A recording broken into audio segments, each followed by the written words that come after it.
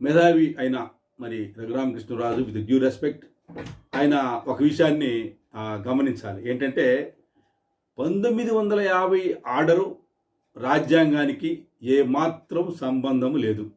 అది ముందు తెలుసుకోవాలి. ఎందుకంటే రాజ్యాంగంలో ఆర్టికల్ 341 ప్రకారం ఇది 1950 ఆర్డర్ అనేది అది వచ్చింది. అంతే తప్ప రాజ్యాంగం కాదు. రాజ్యాంగాన్ని అతిక్రమిస్తున్నారు. అంబేద్కర్ గారు రాసిన రాజ్యాంగాన్ని కాలదొక్కుతున్నారు దళితులు, లేక వాళ్ళు దాన్ని ఉల్లంఘిస్తూ ఉన్నారు అని ప్రతిసారి ఆయన చెప్తూ ఉన్నారు. రఘురామకృష్ణరాజు గారు ఆయన తేడాగా ఆలోచన చేస్తున్నారు. ఇప్పుడు ఆయన ఆలోచన చేయడంలో తేడా ఉంది.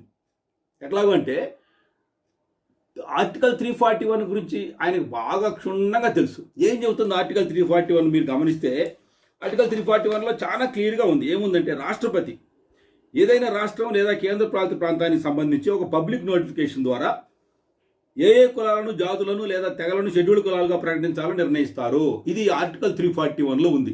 దీనిలో ఏ కులాలను, జాతులను, తెగలను, ఈ 3 విషయాలు ఉన్నాయి అక్కడ.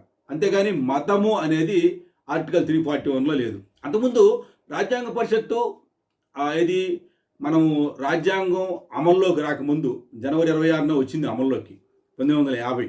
అంతకుముందు రాజ్యాంగ పరిషత్ అని మనకు ఉంది. దానికి కూడా ఈ బాబు రాజేంద్ర ప్రసాద్ గారు, ప్రెసిడెంట్ గారు, మొట్టమొదటి రాష్ట్రపతి ఎవరైతే ఉన్నారో ఆయన, అక్కడ అధ్యక్షుడు కూడా ఆయనే. దాంట్లో ఏం డిస్కస్ చేశారంటే మతాల ప్రస్తావన తీసుకురావద్దు, కులాల ప్రస్తావన తీసుకురావాలని సర్దార్ పటేల్ గారు చెప్పారు, అంబేద్కర్ గారు చెప్పారు. అక్కడ ఉన్న మేధావులందరూ ఆ రోజున ఆ మతము అనేది తీసి పక్కన పెట్టండి, దానికి సంబంధం లేదు, మతరహిత భారతదేశం ఉండాలి తప్ప మతాలు మనం తీసుకురాకూడదని చెప్పి ఆ రోజునే డిసైడ్ చేశారు. అది మన రఘురామకృష్ణరాజు గారికి అది బాగా తెలుసు ఆ విషయం.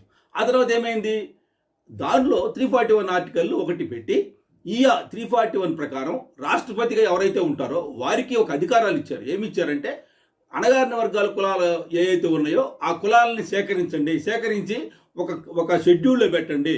దాన్ని షెడ్యూల్డ్ కాస్ట్ అంటారు. ఒక షెడ్యూల్లో కొన్ని కులాలను తీసుకొచ్చి పెట్టేదాన్ని షెడ్యూల్డ్ కాస్ట్ అంటారు. ఇది జరిగింది. అయితే దానిలో మతం ఎక్కడన్నా ఉందా? లేదు.